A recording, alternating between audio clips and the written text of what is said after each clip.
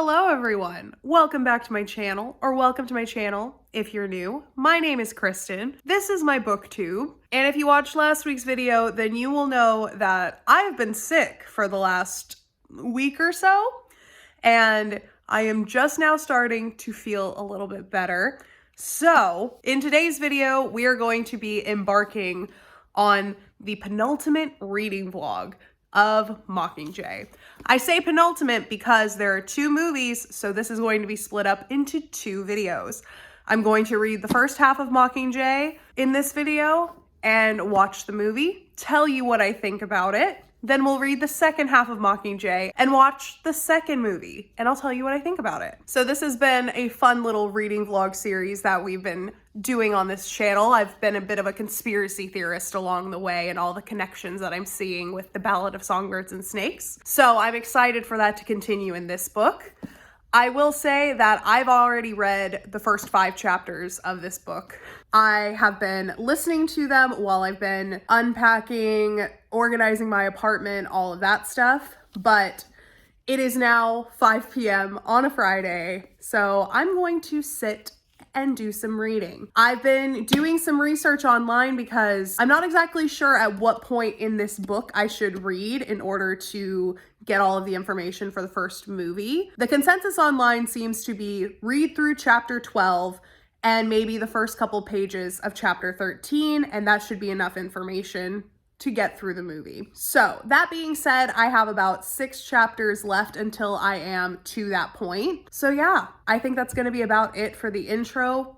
Not much else to say. It's your basic run-of-the-mill kind of reading vlog / reacting to the movie adaptation. I am still recovering from being sick. I'm not 100% better yet. I have a bit of a cough still.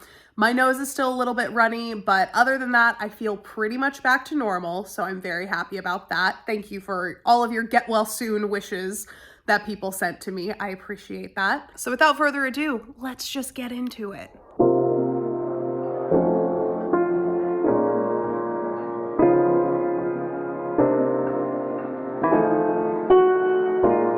Hello friends, I already have thoughts to share. I just finished chapter 6, so we're going into chapter 7, and there's a part, well, first of all, I misremembered the Finnick Odair in his underwear part. I misremembered that part. Katniss is not the one that says, "We just saw Finnick Odair in his underwear." It is Boggs that says it. I forgot that he was even there.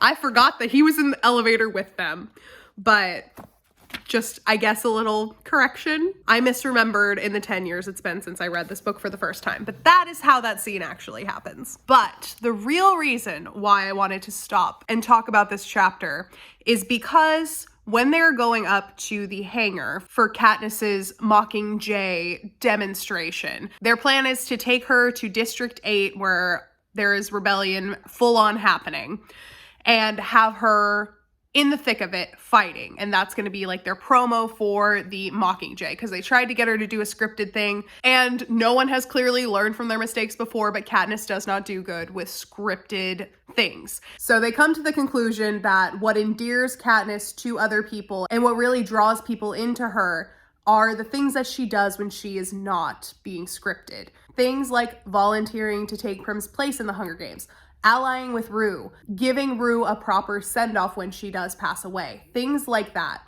So they decide to send her into the thick of battle to show that she is the Mockingjay, she is the face of the rebellion and all of that stuff. So this scene is when they are going up into the hangar to get into the hovercraft to go to District 8 and join in on the fighting. And they start talking about the rebellions that are going on in all of the districts. And all of the districts are at open war with the capital, except for one. The only district that is not openly at war with the capital is District 2. And Boggs tells Katniss that after the Dark Days and after the war, when District 13 was completely destroyed, or so people thought, the weapons manufacturing for the capital moved to District 2. Outwardly, they still say that, you know, District 2's thing is masonry, And they don't really talk about the weaponry part of District 2, but that is where the weapons are all manufactured for the capital. Kind of similarly, they said that District 13's thing was graphite mining, but they were also the weaponry center of the capital, nuclear weapons, all of that stuff. So all of that has moved to District 2. And if you recall from the Ballad of Songbirds and Snakes, Sejanus is from District 2. Sejanus moves to the capital after his father becomes big in the weapons manufacturing business, and they are able to move from District 2 to the capital. That's where a lot of Sejanus's internal conflicts as a character come from, because he doesn't fit in the capital, and he doesn't fit in District 2. So he's just kind of listless, honestly. And when he becomes a peacekeeper, it is found out that he is a really good shot. I believe they call him something like Bullseye in the Peacekeepers in District 12 because he's such a good shot. And that is because his father is a weapons manufacturer. He grew up using weapons, shooting guns, all of that stuff. It's just really interesting how it ties back to the Ballad of Songbirds and Snakes, and we know who the family is that is at the head of that weapons manufacturing that is going on in District 2, at least 60 years prior. There's not really any way to tell, I guess, right now, what family is currently heading up all of the weapons manufacturing, if there even still is a family. I would think that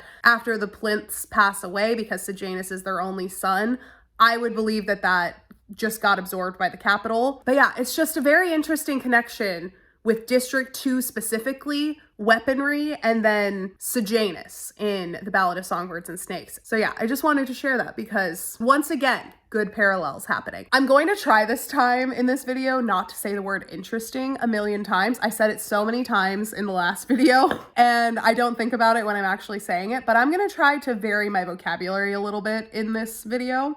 So take a shot every time I say interesting. I'll try not to get you too drunk. But yeah, so that was another parallel that I saw that kind of just came out of nowhere. And whenever those happen, when I'm reading these books, it gives me chills a little bit, you know? Which is why I just want to pick up my phone and I want to talk to you guys about what I'm reading and the connections that I'm seeing, because it's just very interesting. Okay, I let that one slide. I let that one come out. But from here on out, I'm going to try to be conscious of the words that I'm using and vary my vocabulary a little bit, because I hate it when people are redundant with their vocabulary. Anyways, let's continue reading.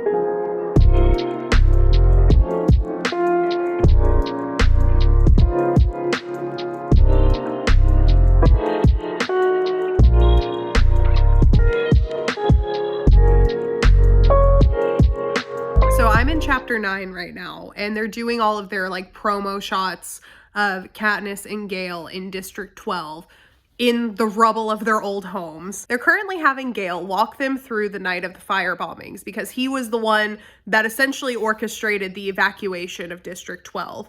He got out as many people as he could and got them into the woods, and eventually they made it to District 13.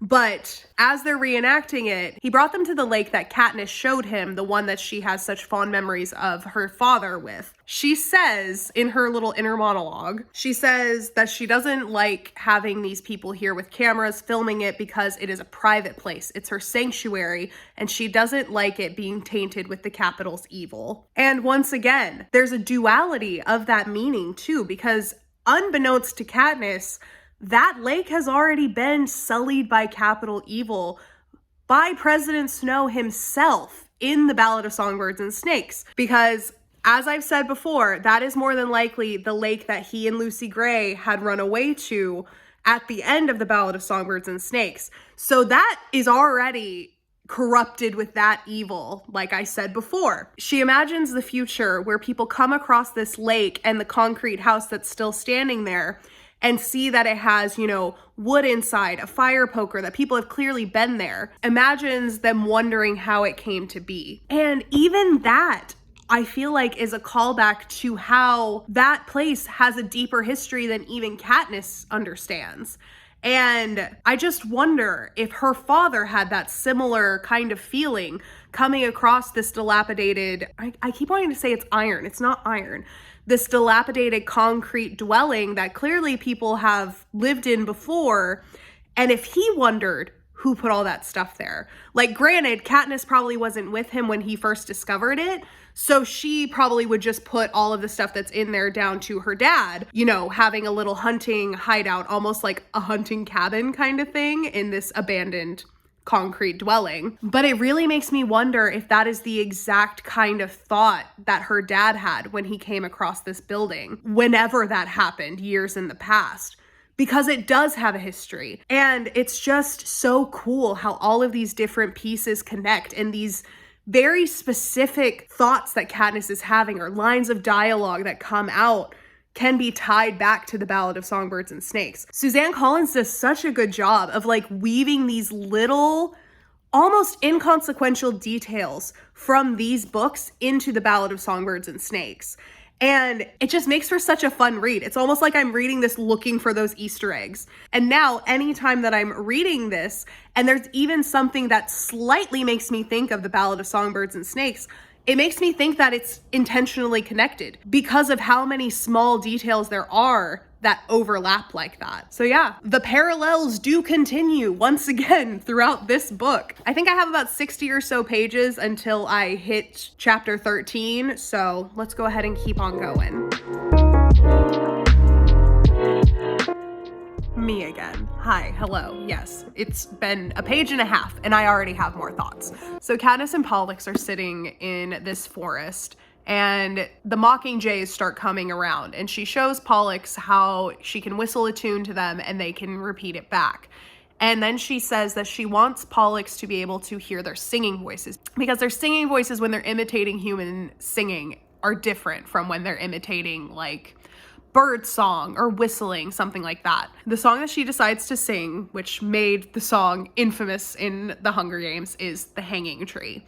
And she talks about how that song has been banned. And as everyone knows who has even encountered any Ballad of Songbirds and Snakes propaganda, that is Lucy Gray's song. That is a song that she sings pretty much throughout the entire book, entire movie, and it is pretty much synonymous with her. And so, given that the song has been banned, it does not take much of a jump at all to put together that President Snow is more than likely the one that banned that song. And from the Ballad of Songbirds and Snakes, what seems to have happened is that Lucy Gray sang that song and it became popular and continued to be popular even after her alleged passing. We don't know if she actually died or not, but it continued in popularity, and it would make sense that President Snow would ban that song because it reminds him of Lucy Gray. Also in that same scene, Katniss talks about how unnerving the lyrics are to The Hanging Tree. Sorry for the perspective change, but I'm gonna read to you what Katniss says about the lyrics of The Hanging Tree. She says, "At the beginning, it sounds like the guy is trying to get his girlfriend to secretly meet up with him at midnight. But it's an odd place for a tryst, a hanging tree where a man was hung for murder. The murderer's lover must have had something to do with the killing, or maybe they were just going to punish her anyway because the corpse called out to her to flee." That's weird, obviously, the talking corpse bit, but it's not until the third verse that the hanging tree begins to get unnerving. You realize that the singer of the song is the dead murderer. He's still in the hanging tree, even though he told his lover to flee.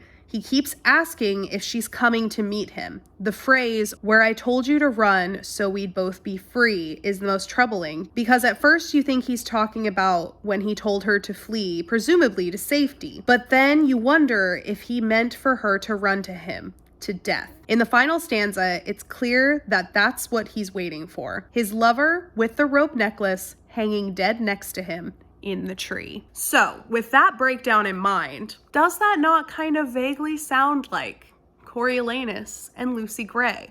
Like, I know that she was singing this song, like, before they became a thing, but it's also interesting how that interpretation of the lyrics can kind of be mapped onto Lucy Gray and Coriolanus, and not necessarily Coriolanus dying, but the good part of him dying. So my interpretation is that for Coriolanus, at least, the lyrics of The Hanging Tree are far too close to the actual events that happened to him in District 12 It reminds him of Lucy Gray. And to just essentially try and rid the entire country's collective memory of Lucy Gray, of this song, and not have to kind of come to terms with his own evil wrongdoings, he banned the song entirely. And yeah, it's just so eerie because in the Ballad of Songbirds and Snakes, they do meet up at the gallows before they run away. They run into the woods together to both be free. And then the good part of Coriolanus, quote unquote, dies. And that's when he turns on Lucy Gray and maybe possibly allegedly killed her, so that they are both free in the sense that he's thinking that she is dead and the good part of him has died along with her. So yeah, that's my little like literary interpretation of that whole thing. That's what I mean when I say that there are all of these little things that are connecting together so beautifully between the Ballad of Songbirds and Snakes and this whole series. Because yeah, obviously the hanging tree is a connecting factor, like directly. That whole song is in both this series and the movie. But this breakdown of the lyrics, Katniss's interpretation of the lyrics specifically, maps onto the Ballad of Songbirds and Snakes and Lucy Gray Baird and Coriolanus's relationship in general. At least to me, it does. And it's just so fascinating to me, and why I can't stop rambling in these videos. It's fully dark outside. I've been here for a minute and I am still on chapter 9. So it's gonna be a long night, but it's a Friday. So let's just keep on trucking. We're gonna finish this tonight. I am determined to finish this tonight.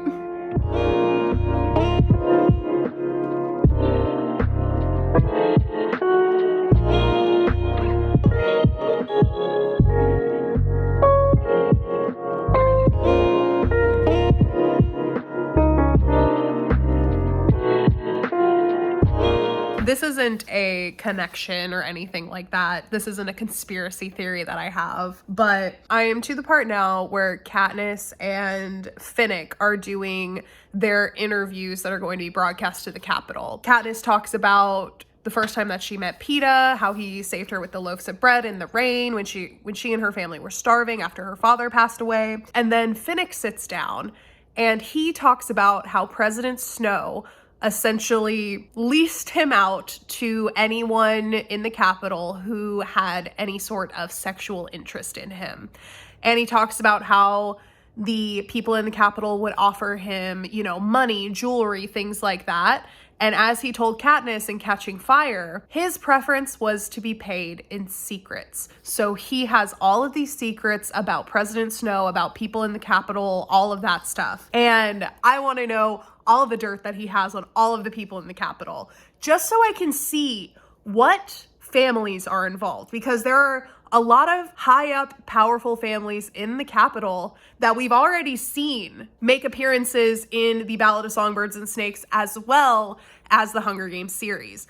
Even the game makers, like Seneca Crane. Seneca Crane is from the Crane family. And in the Ballad of Songbirds and Snakes, his ancestor is Ariadne, I think that's her name. It sounds like arachnid, but something like that. But there is also another Crane ancestor in the Ballad of Songbirds and Snakes. And there are several people like that. Caesar Flickerman is even like one of those people that has ancestors that are in the Ballad of Songbirds and Snakes. Lucky Flickerman, which I presume is like his father probably, just going off of Lucky Flickerman's age and Caesar Flickerman's age and how they have all of these anti-aging things in the Capitol. I haven't Googled that to be sure, but that is just my own personal conclusions that I have come to. But I just want to know all of the dirty details about these people in the Capitol, because there are so many family names that are mentioned in the Ballad of Songbirds and Snakes as being prominent people in the Capitol, big families that have a lot of power. And I think it would be interesting to just know all of the dirty details that Finnick has about them, which, you know, makes sense that it's not divulged in this book, because at this point when this book came out, we don't know any of those people. The only people that we know in the Capitol are the people that work directly with the games and President Snow. That's pretty much it. But I just think that would be something that would be really cool to get the inside scoop on now that we have the context of the Ballad of Songbirds and Snakes. So once again, not really like a direct correlation, but just something that I would like to know more about, you know? I am currently about halfway through chapter 12, so we are getting to the end of this portion. So as you can see, I'm about halfway through. I'm almost done with chapter 12, and then we will be ready to watch the movie. Alrighty, friends. We have made it to chapter 14. That means that we are now over halfway done with Mockingjay, and I believe we are past the point where Mockingjay Part 1 ends. So it is currently about 7:30.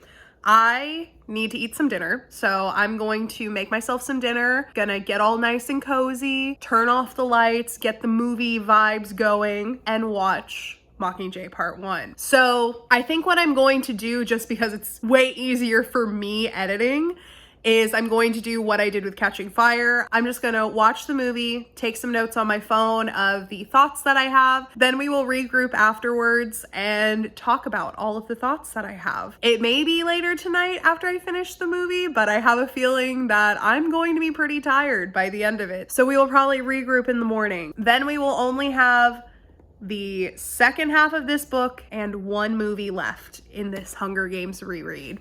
As I've said before, I am really enjoying it. I'm having a fantastic time. So yeah, I can't wait to continue on with our little journey. All right, I gotta go get some food going and start the movie, and I will talk to you guys later. Alrighty, friends, here we go. And in case I didn't already mention this, I am not 100% sure that I've seen this movie before. I remember going to see Mockingjay Part 2 when it was in theaters, and I remember at that point I had not seen this movie because I didn't go see it when it came out. And I went into Mockingjay Part 2 being like, well, I read the book, so I'll know what's going on. So I'm not entirely sure if I ever actually watched Mockingjay Part 1 or if I just completely skipped over it and went straight to Mockingjay Part 2 when I initially watched the series. So this will be a fun experience just in that alone. But yeah, so let's go ahead and get started, shall we? You love him. I'm not saying him away. Maybe you don't even know yourself. Anyone paying attention can see it. How do you live with it? I drag myself out of nightmares and there's no relief in waking up. But it's better not to give in to it. It takes 10 times longer to put yourself back together than it does to fall apart. Alrighty, friends, it is now the next morning. I have watched Mockingjay Part 1. And I don't know if I mentioned this before, but ahead of watching this movie, I honestly could not remember if I had seen it before. And after watching last night, I can confirm that I have never seen that movie before.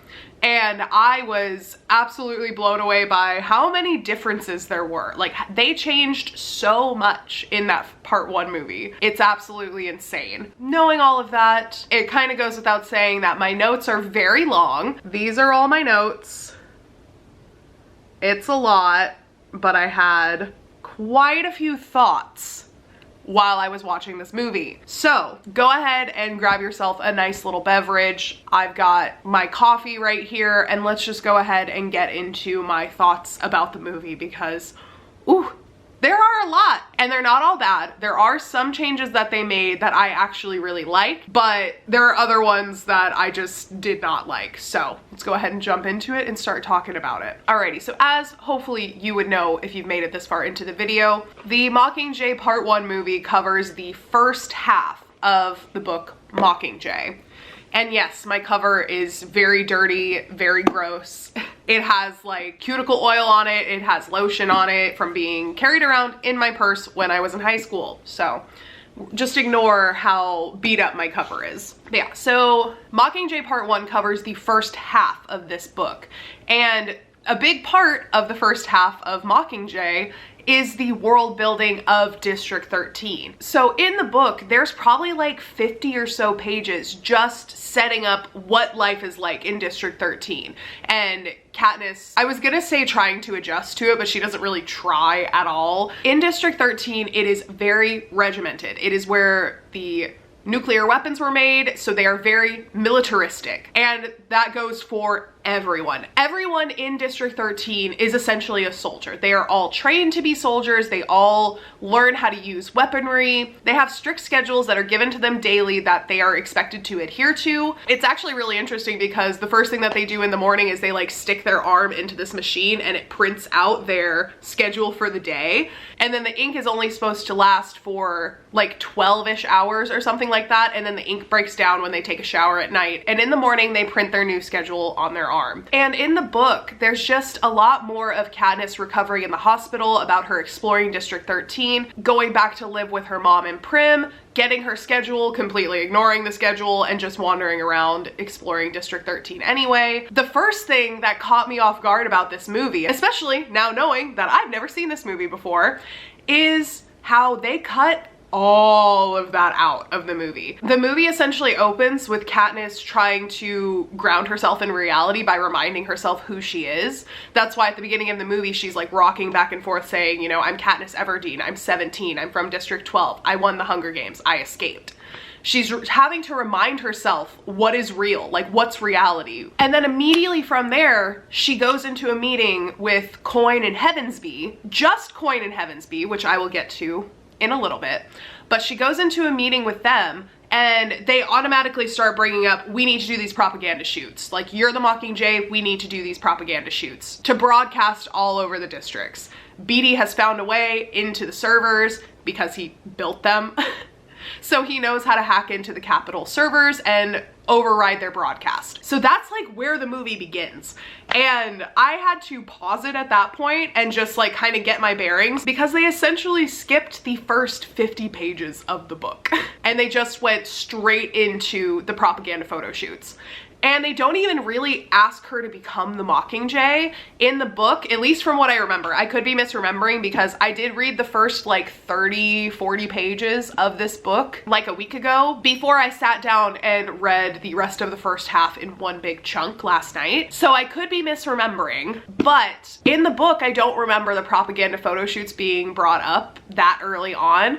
What they do in the book, from what I remember, is they ask her to become the Mockingjay. They don't just assume that she will be. They actually give her a choice to join the revolution, become the face of the revolution, or to just not.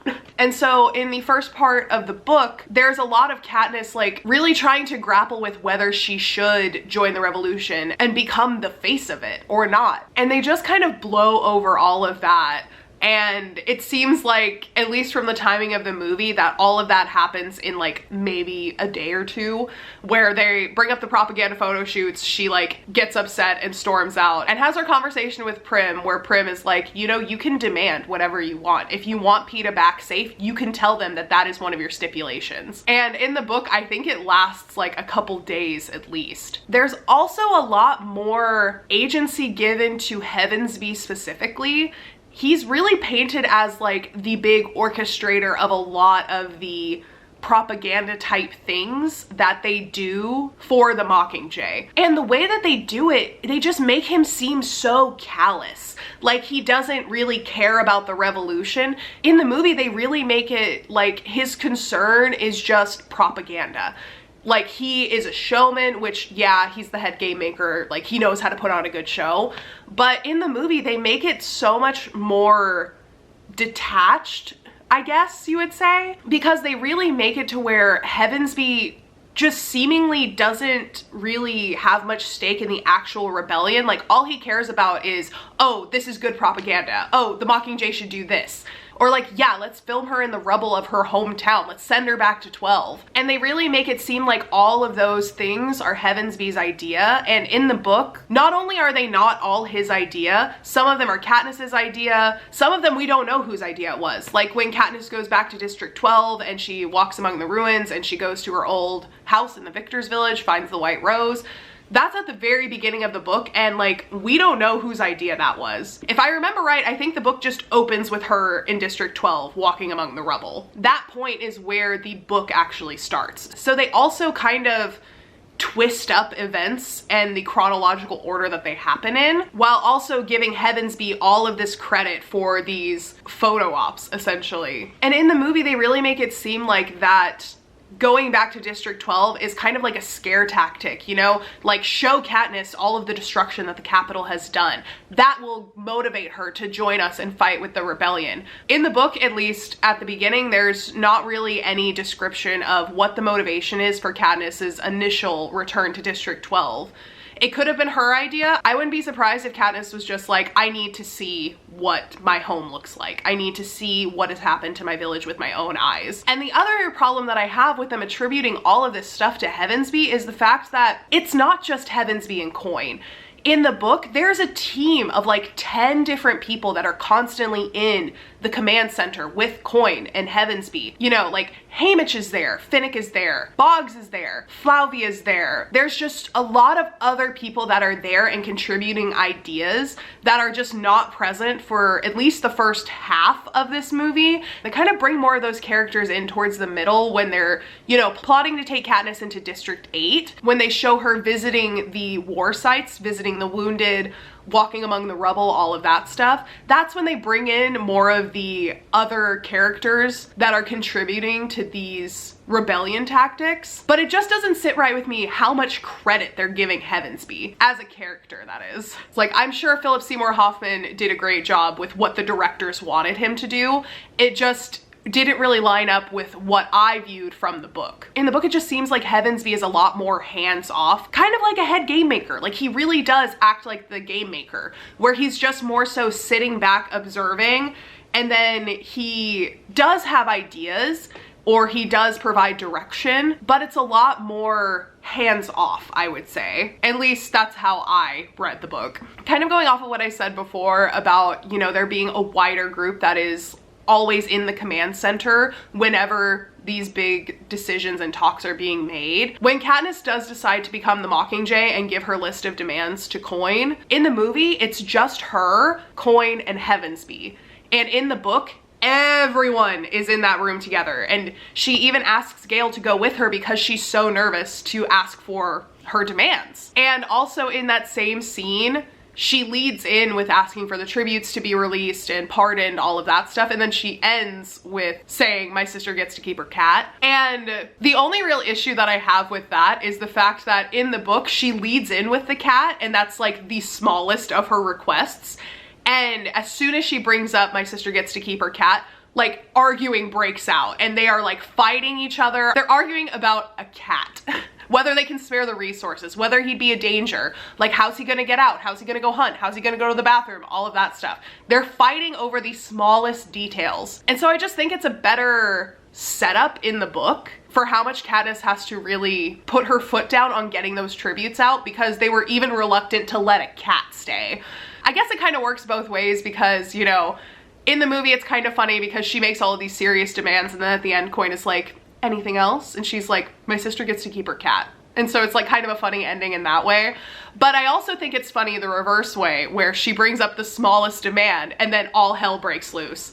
And then she's like, okay, well, this should be fun. Asking for them to, you know, pardon the people in the Capitol that are maybe feeding them rebel secrets, but in any case, she puts her foot down, she gets all of her demands that she wants.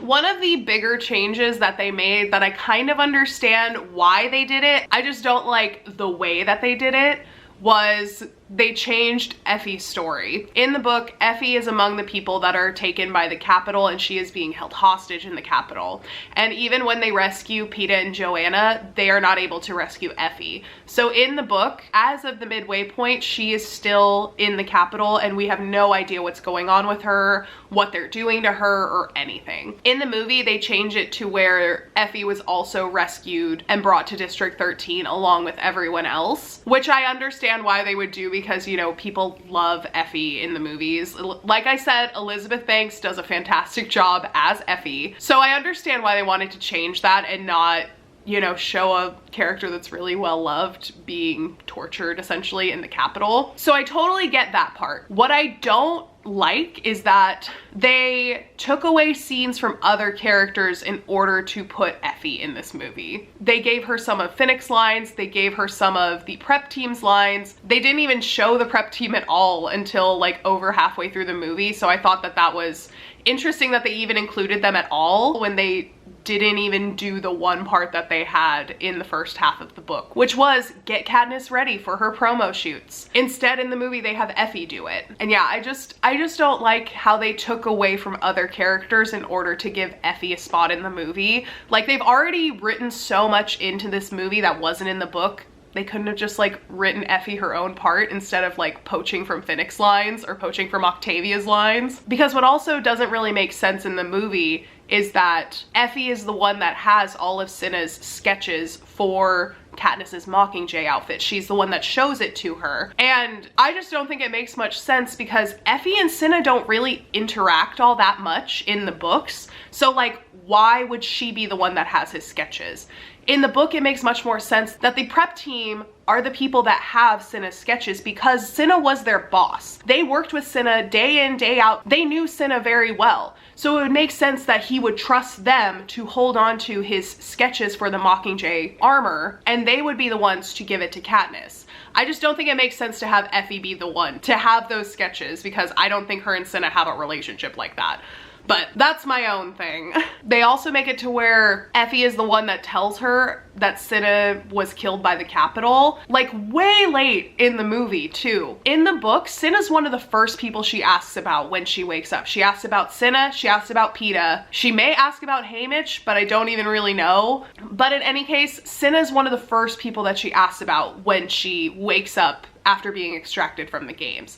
And they tell her immediately that he was tortured and killed by the Capitol not too long after the start of the Quarter Quell. And so that's another thing that just doesn't make sense in the movie because Katniss was very close to Cinna. And for her to wait that long to ask if Cinna is even alive just doesn't really make sense. And that was another thing that they didn't really need Effie to do. They could have included that at the beginning because that's also part of what causes her mental breakdown. That's part of why she's not sure if she wants to be the Mockingjay, because everyone around her gets hurt. Everyone that she loves gets hurt. And Cinna is one of those. I think she even talks in the book about how she doesn't know if she can mentally handle another person that she loves dying because of her. And I just don't think that that really needed to be changed at all. The line that they give Effie that was Finnick's, which I don't even remember if he says this in the Catching Fire movie, but he says it in the Catching Fire book when they're about to be presented before the Quarter Quell in their little chariots. He tells Katniss, everyone's either going to want to kiss you, kill you, or want to be you. And that's not just, you know, like a you look good kid kind of thing that he says. That is literally how it works in the Capitol. And Finnick has firsthand experience with that. So when he says it in Catching Fire, you think like, oh yeah, like what a compliment, you know, like the price of being a victor, you know, it's so glamorous that everyone either wants to kiss you, kill you, or be you.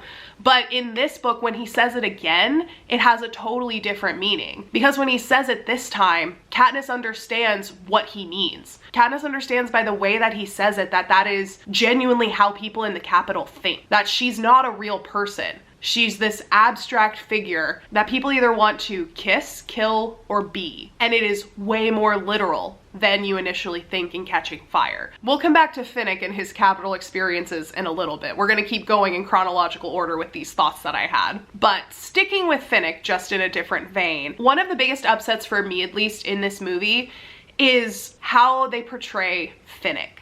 They really portray him like he is just completely unable to function mentally because of all of the trauma that he's experienced. And whenever they show him, he just seems like he is not really with it that much. And like he can't even really get out of bed to do much. And yes, he is like that at times in the book, but he's so much more complicated than that. They all are so much more complicated than that. They really water down what specifically Finnick, Katniss, and Haymitch go through in the movie, and they just kind of make them look weak almost. Katniss less so because, you know, she's the heroine, so she needs to be pretty strong throughout the whole series. But they really do Haymitch and Finnick a disservice in doing that. Because though Finnick does have frequent mental breakdowns, and there are days at a time where he just is inconsolable and cannot function at all, he also has days where he is able to be in command and help plot the revolution and offer advice and his opinions. And in the movie, they just take all of that away from him. I guess it's to kind of make him a more tragic character so that you feel for him a bit more. But I personally think that seeing that, you know, day-to-day struggle where, you know, some days are better than others is more real. And it makes me personally feel more connected to him, because that's a realistic way that people deal with trauma like that. It's not linear. You know, you're not down in the dumps every single day. There are going to be some days where you're functioning better than others and you feel like you're on an upward slope, and then something will happen and then it just all crumbles and you feel like you're back at square one. And I don't like that they took that story arc out for Finnick. I will appreciate the fact that they left his most iconic line when Katniss is asking him, you know, how do you deal with it? And he is honest and says, I awake from nightmares and find that there's no relief in waking. And that's why he's fighting so hard to try to be better, to try to do whatever he can to rescue Annie and rescue Peeta and stop President Snow. If there's any one character in this book that has been directly emotionally ruined because of Snow, it's Finnick. Finnick, I think, in my opinion, has probably the most trauma surrounding the Capitol than pretty much anyone else, maybe aside from Katniss. And he's smart about it too. He's smart about what he takes from the people in the Capitol and how he uses what he knows. Another weird thing that happens is they make Haymitch and Effie have like flirty banter where he like tells her, I like you without all the wigs and makeup, and she's like, I like you when you're sober. And it's an interesting point, I guess. Doesn't really happen in the book, but they would make an interesting couple, to say the least. In the movie, they really play down the militarism that is in District 13, kind of like I was talking about earlier with how regimented it is. There's also mandatory military training. Like, everyone in 13 has to know how to defend themselves. They learn how to use guns, they learn how to use, you know, like pretty much all of the weapons that they have. And it's mandatory military training. And in the movie, they specifically say at one point that, you know, so-and-so can't go along because they're not military trained. But that just completely goes against what is in the book, because everyone in District 13 has military training. And they literally call each other soldier.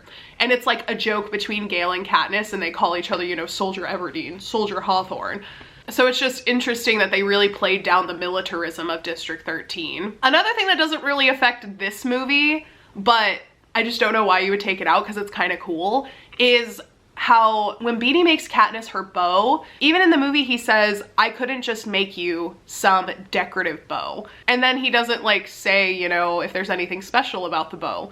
In the book, it is a fully technological bow. Like, it hums with life. Katniss talks about how she can literally feel the vibrations of power in the bow. And it also only responds to her voice. So she can talk to the bow, and then whenever she's done using it, all she has to do is say goodnight, and it turns off, essentially. But in the book, it's just, you know, a fancy black bow that Beetee gives her with some fire arrows and explosive arrows. The bow itself doesn't really have anything special about it. At least they didn't say so in the first movie.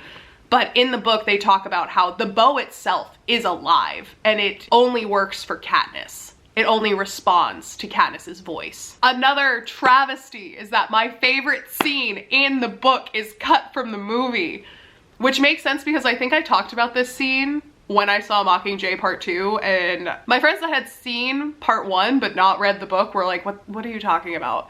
But they cut the scene when Boggs and Katniss are going to the air hangar to go to District 8, I believe. On their way, they share the elevator with Finnick. He's literally wearing only a hospital gown because he's, once again, mentally unstable.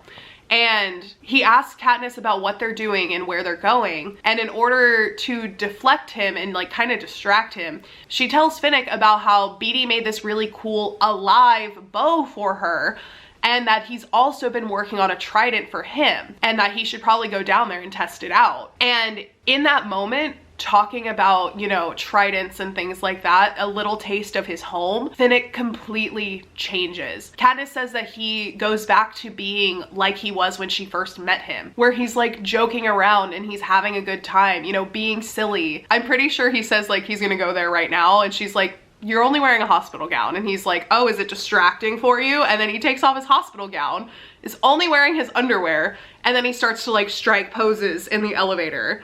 And it's just a really fun and funny scene, and it really cuts the tension and just once again shows that Finnick has, you know, his good days and his bad days. And just hearing that Beatty has taken time to make him a trident that is special for him is enough to bring some joy into his life, and he's actually excited to go and play around with it, essentially. And what's also weird about them cutting that from the movie is that they have Beatty tell Katniss, oh yeah, let Finnick know that I've also been working on a trident for him whenever he's ready. But then they don't have that scene in the elevator where she actually tells him and he goes down and starts using it. So it's just interesting that they cut that out. With all of the rearranging of scenes that they've done so far, I wouldn't be surprised if it was still included and it's in Mockingjay Part 2. I just don't remember it. On that same note, if it's in Mockingjay Part 2, they've even further rearranged the flow of the scenes and order of events as they happen in the book. I feel like I'm looking so red today.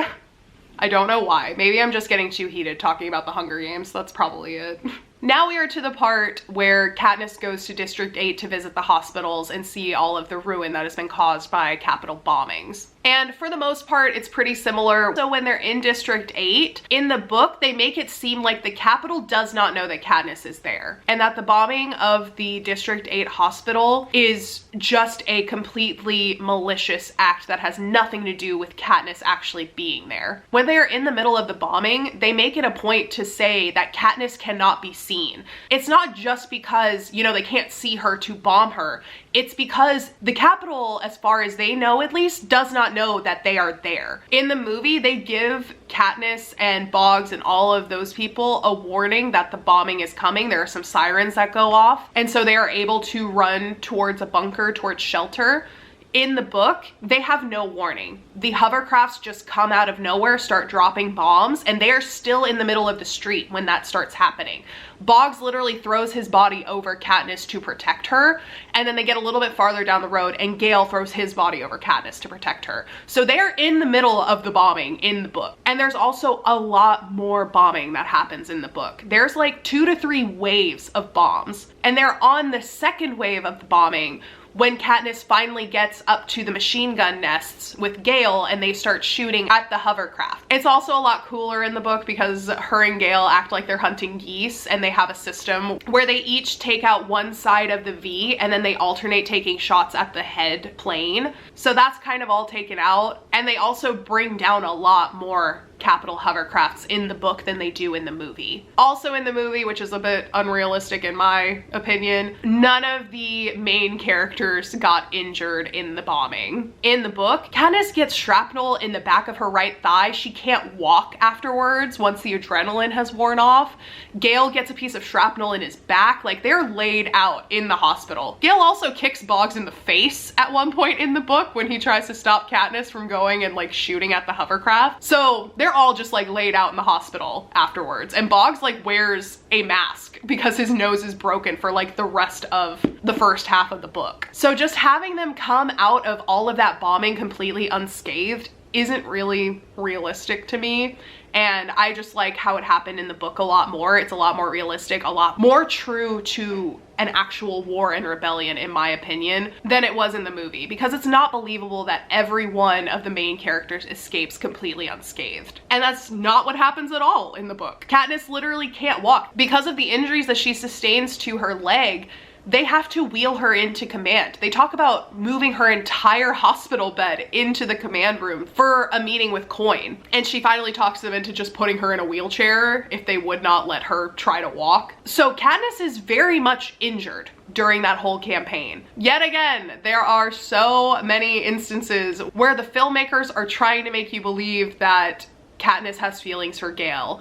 And at this point in the book, her and Gale, not a romantic thing, really. And like I've said before, at this point in the series, Katniss is pretty much thinking about Peeta all of the time. And even though she does give Gale like one kiss in this book, but other than that, there is no romantic flair between them, like at all. It's really just Gale pining and Katniss being worried about Peeta. There's also a scene in the movie where they see one of Peeta's interviews with Caesar being broadcast on the TVs, They being Katniss and Gale. And they get into an argument over whether Peeta is a coward or not.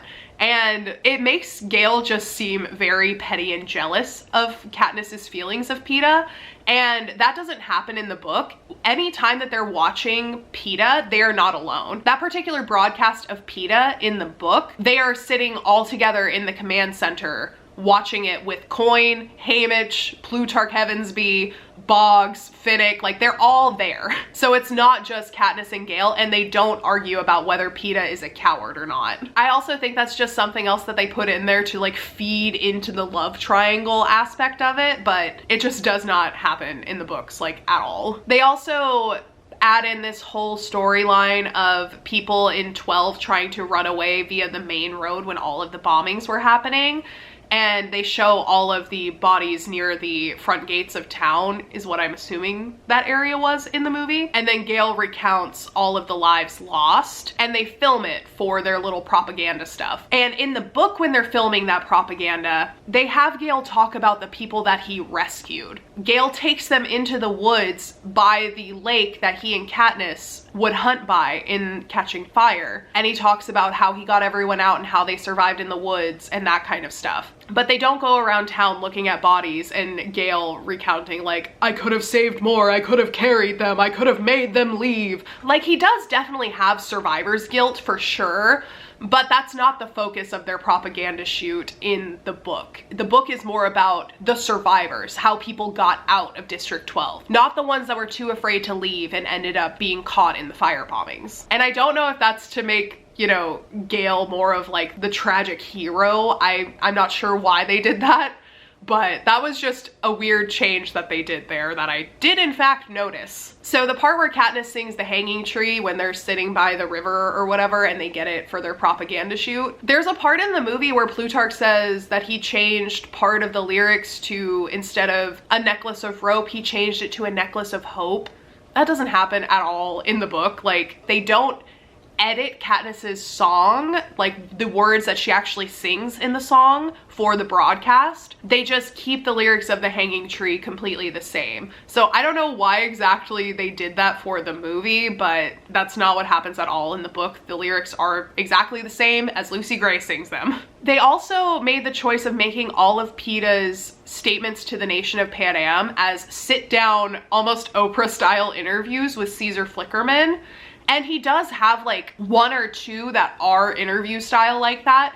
But the last one specifically, when he warns Katniss about the bombing of District 13, that was in a live television presentation where President Snow is making a statement to the entire nation and has Peeta then make a statement again about a ceasefire. So it's just interesting that they changed it to all be interview format like that rather than keeping the speeches where they were. Because if anything, that would just be another instance for President Snow to have a diabolical monologue, which I always firmly enjoy. I love a good villain monologue, and Donald Sutherland does such a good job, so I don't know why they cut that out. That would have been a really good part, in my opinion. They also made that whole evacuation scene a lot more dramatic than it was in the book. In the book, everyone is able to get into the bunker, firmly close the doors and everything before any bombs are dropped. It actually seems like it's a pretty orderly thing because this is something that they practice fairly often. And in the book, you know, Katniss gets down to the cellar and has a conversation with, it may have been Plutarch that said this to her, but someone tells her that, you know, you need to be mindful about how you're acting down there because people are going to be taking cues from you.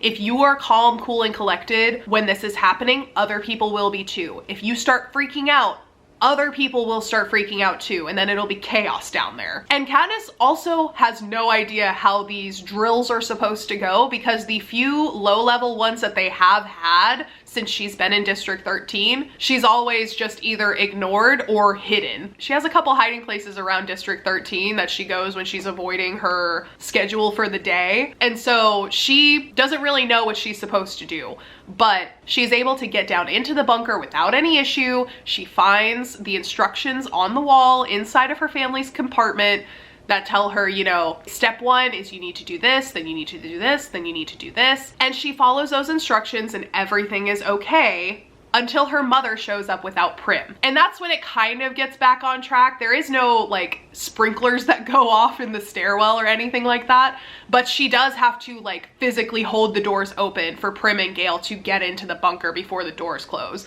And it is because Prim went back for Buttercup. So yeah, the whole scene where Katniss gets trampled on the stairs and like the bombs hit, the power goes out, the sprinklers come on, none of that happens in the book. By the time the first bomb is dropped, they are all secure in the bunker, deep, deep, deep down underground. There's also no cracks that form in the ceiling or anything like that like happens in the movie. They do feel the shuddering of the bombs, but they are so deep underground that it doesn't even really come close to penetrating where they are. So they're not really in any danger. If anything, the danger that they're concerned about is if they're using nuclear bombs, and outside of those doors there is just a bunch of radiation. That's really the only concern that they have. But the bunker itself is sturdy, it holds, and everyone is safe down there, and there's not really that much chaos that happens other than when the lights do cut out for a brief moment before the generators come back on. People start freaking out just a little bit, you know, some screams, stuff like that. But it's nothing near what happens in the movie. So much more dramatic in the movie. Okay, and then after the bombing, when Katniss goes outside, in the movie, there are like thousands of white roses everywhere, and it's like overwhelming. Like, I don't even know how they got that many white roses to drop into that specific area after a bombing, but they're just literally everywhere. And in the book, it's only about 24 roses, and they are pink and red roses. I believe they're the same colors that Katniss and Peeta had at their engagement announcement or something like that. It was some interview that they did together. They had pink and red roses, and that was why those roses were the colors that they were. And it was only 24, not thousands of white roses. Although I guess I can see how visually thousands of white roses would be more ominous than, you know, a dozen pink roses and a dozen red roses. I also don't like the direction that they took Cressida as a character in. She, in the movie, is just, in my opinion, very annoying. Like, Katniss is clearly having a meltdown in all of the rubble, and she is just like, say District 13 is alive and well, and so am I. Say District 13 is alive and well, and so am I. And I was just sitting there and I was like, girl, can you not see that she is like on the verge of a complete mental breakdown right now? Like, maybe this can wait.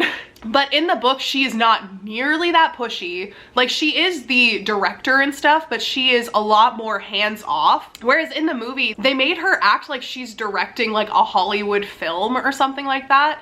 It just makes her seem so disingenuous. Where in the book, she doesn't really actually do much directing other than just kind of guiding her around and like, okay, stand here and tell me what you think. Tell me what you're feeling. And in the movie, I just feel like they made her so callous and so detached from what is happening around her, and it just doesn't make sense. It doesn't sit right with me. It just makes her seem like she's so detached from the rebellion as a whole. And in the book, she's not like that at all. Along those same lines, they took away a very important part in the book when Katniss does have her breakdown in all of the rubble, and Haymitch is there to comfort her. Haymitch is the only one that she wants near her when she's having this breakdown, because Haymitch is the only other person in District 13 that understands how she feels about Peeta, because he also loves Peeta. And so when she's having her breakdown, Haymitch is there to comfort her.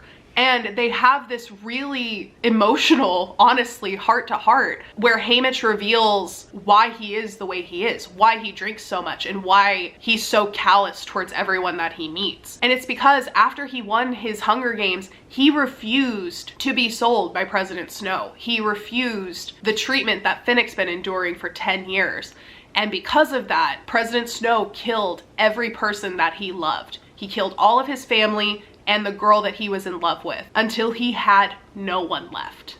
And that is why Haymitch drinks as much as he does. That is why he isolates himself from literally everyone. Because for the longest time, he didn't want to get close to anyone else because everyone close to him is killed by President Snow. And he tells all of that to Katniss because up until Peeta and Katniss entered the games, he didn't have anyone that he cared about. And so now that he has people to care about, that is why he is willing to fight, because he now has something that he is afraid of losing, and that is Katniss and Peeta.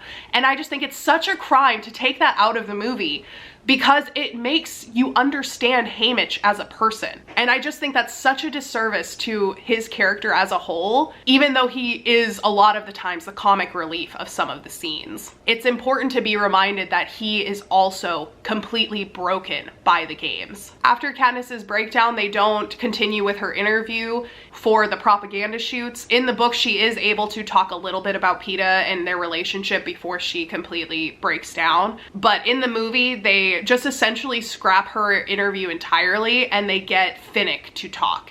And that's where Finnick reveals all of the secrets that he has on the people in the Capitol, specifically President Snow. And he talks about how President Snow poisoned his way to the top and sold him as essentially a sex worker for anyone who's willing to pay in the Capitol. He says to make themselves feel better, they would give him gifts. They would offer jewelry, money, whatever. But he only wanted secrets. And that is how Finnick knows all of this stuff about President Snow.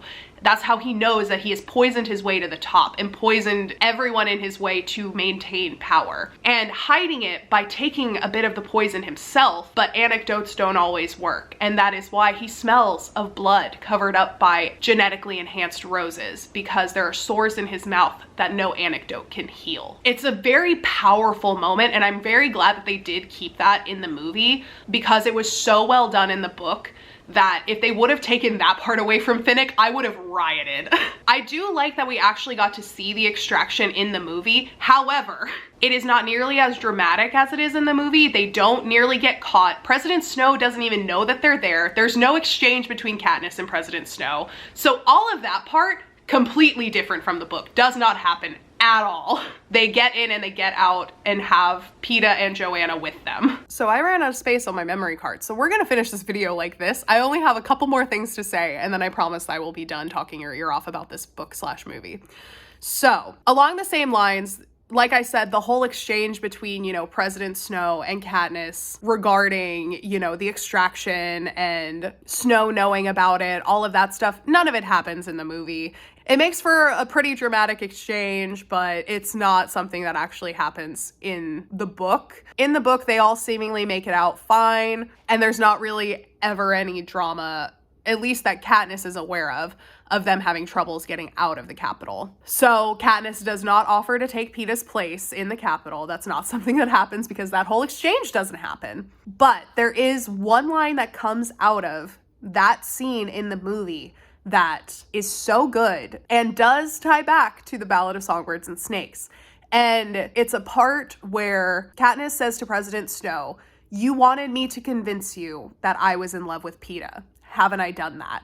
And President Snow says, "It's the things that we love most that destroy us in the end." And with the context of the Ballad of Songbirds and Snakes, you know exactly why he's saying that. Because at least I personally believe that Coriolanus did genuinely love Lucy Gray at one point, but he loves himself more. He cares about his own self-preservation more than he cares about her. And in his own twisted mind, he thinks that Lucy Gray destroyed his life. He essentially puts all of the blame of everything that happens in the Ballad of Songbirds and Snakes on her, and him saying that line in Mockingjay Part 1 of "it's the things that we love most that destroy us in the end" is just so interesting to go back and watch and see him say that, because you know exactly how Coriolanus feels about love after watching the Ballad of Songbirds and Snakes. So you know exactly why he feels that way. So that was a little Easter egg that I did really enjoy, even if the rest of that scene did not happen at all and was way over dramatized for the movie. It definitely adds a lot to it. It is definitely a cool way that the third movie in this series ties back to the prequel that just came out.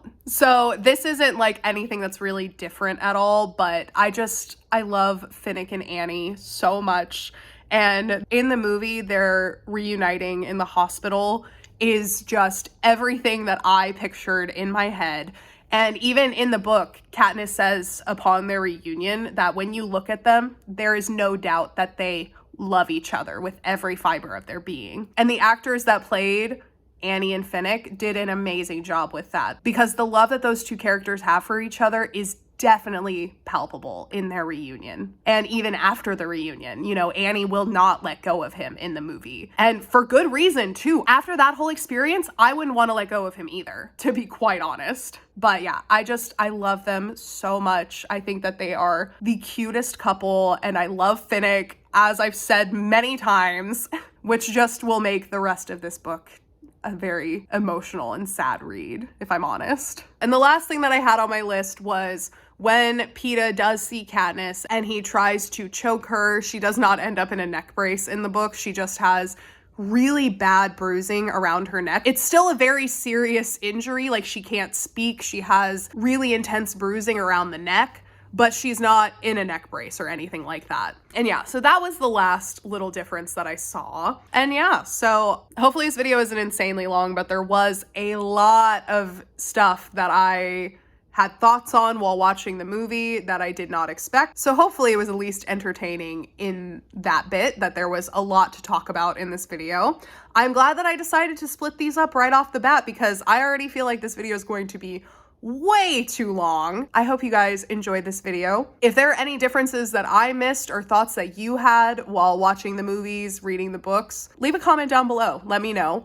I'm sure that I missed some things or thought that something was different and then I was just misremembering, so feel free to correct me down below. I am only human. I do make mistakes, so it's very possible. I will be doing the final half of Mockingjay Part 2 in the near future, whenever I can find time to sit down and read it and watch the movie, but hopefully I can get that done pretty soon, before the end of the year for sure. I really do want to finish this before the end of the year, so hopefully we can do that, make that happen. But yeah, other than that, I hope you guys are having a wonderful day wherever you are in the world, and I will see you in the next video.